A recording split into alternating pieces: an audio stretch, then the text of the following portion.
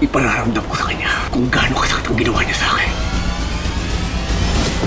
Ngayong Lunes na, January 20. Bakit ka na naman nandito? Katulad ka talaga ng tatay mo. Ano gusto mo, ha? Matulad ako sa lahi mo? Lahi ang patapon ng buhay? Teka! Tanungin mo sarili kung bakit ka bastos-bastos! Tapos na ang paghihintay.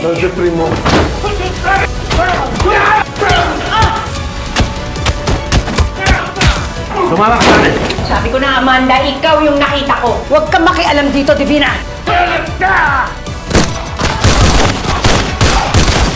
Primo! Magpagsabayan na tayo!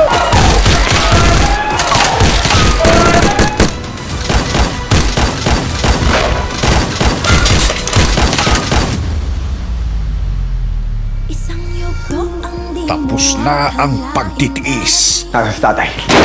Gol, anong pinaplano mo?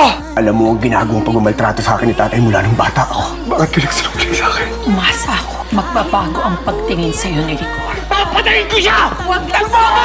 Masasaktan ng nanay mo! Wala akong pakialam!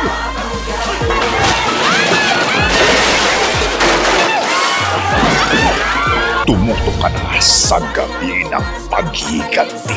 Iintayin ko siya! Hindi ako papayag na palagpasin itong araw na to. Agad di ako nakagad sa kanya! Habang buhay yan, hindi tayo matatahimik dito. Parating na yung tatay mo. Wala akong pakialam kahit mabulok ako sa kulungan. Basta mapatay ko siya ngayong araw na to. Ayop ka! Ito na, katapos ako! Ayop ka!